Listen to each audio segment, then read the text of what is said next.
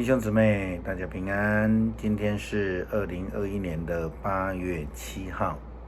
今天的经文是诗篇130篇，撒母耳记下卷15章第1到13节，马太福音第7章第7到11节。今天要跟大家分享的主题是开什么门。在过去的几天，我们提到了押沙龙。押沙龙他背叛他的父亲大卫王，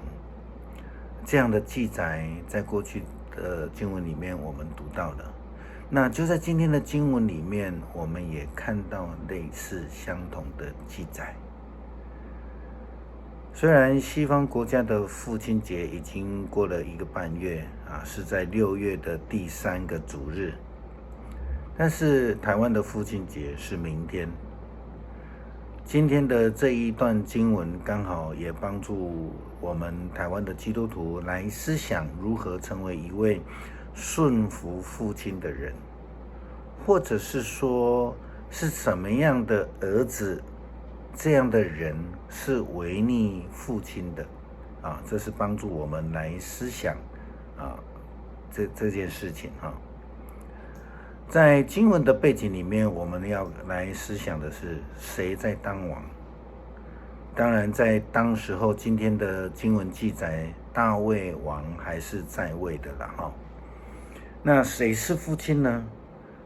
当然也是大卫押沙龙是他的儿子那今天的经文里面，我们看到一段这样的记载，就是在经文的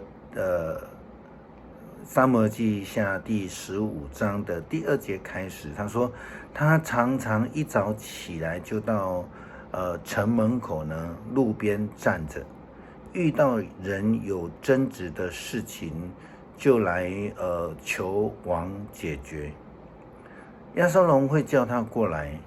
问明他是哪一个城来的。当那个人说是属于某支族后，押沙龙就会说，你看你是有情有理的，可惜王没有派人听你的诉讼。然而他还会加上一句，多么希望我是个法官，人家遇到争执或有所请求，可以到我这里来，我一定给他公平的审判。如果有人走进押沙龙要拜他，押沙龙就会伸手扶住他，亲吻他。押沙龙向每一位求王主持公道的以色列人都这样做，因此赢得了人民的心。好了，我们就从这一段的经文的记载，人民原本是要去见大卫王，他们期盼从大卫王那里得到一个公平的审判，但是却在半路当中被押沙龙给拦截了。每一个人想要见王的人呢，押沙龙都告诉他们，大卫没有派人来审判他们大卫也没有派他当这个当地的这个地方审判官，是非常可惜的。因为呢，他告诉人民说，他可以照着公义来判断他们。但是事实上，我们可以看到非常严重的问题，就是押沙龙本身这样的做法已经违背了所谓的公义的原则，因为他的目的并不是如同他所说的，他要按照公义来做审判。我们在下个礼拜一的读经里面会提到所罗门王智慧的判断。所罗门王的态度才是一个追求上帝智慧，追求从上帝的眼光来看公义这件事情，用公义来审判事情的人。但是押沙龙却是表面上看起来非常的正，表面上看起来非常在意人民的需要，但是事实上他表现得非常热心，想要为人民来开门，这件事情上面，事实上他是在为自己开门。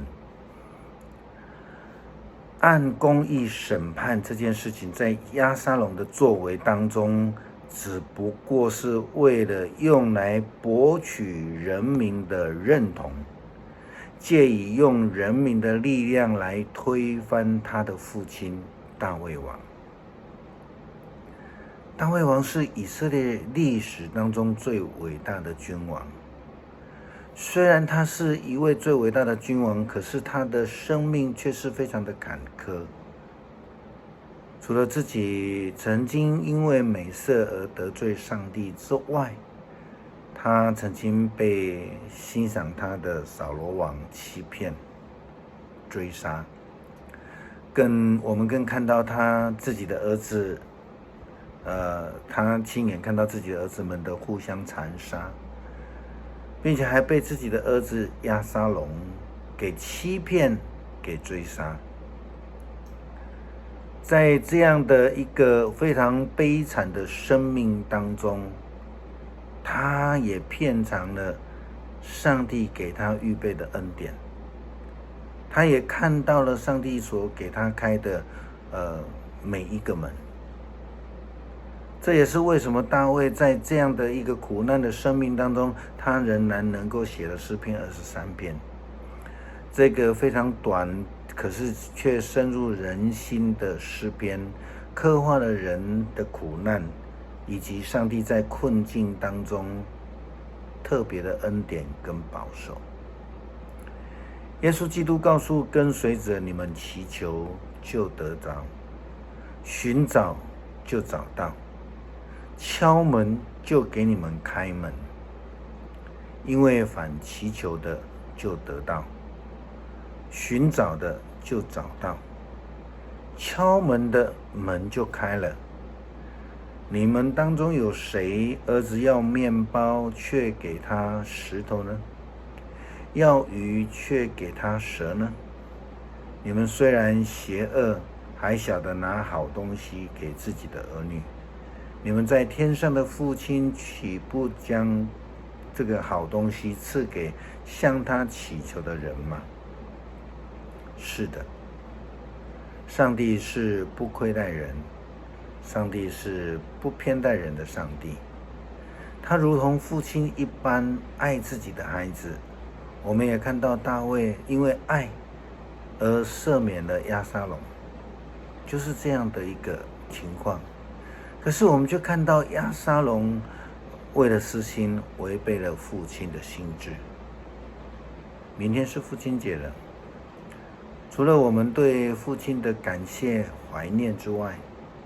我们更要借此来看到，我们应该要相信上帝，我们的天父必定为我们开门。即便是在我们的困境当中，即便是我们人生当中有许多的门都关了，我们仍然要追求正确的应许，上帝就会为我们开门。我们千万不要像这个押沙龙时代的以色列人，他们去找押沙龙一样，找到一个捷径，但是却进了错误的门。要注意，我们前面所开的门是什么样的一个门？是上帝给我们的应许之门呢，还是偏门左道呢？愿上帝帮助我们。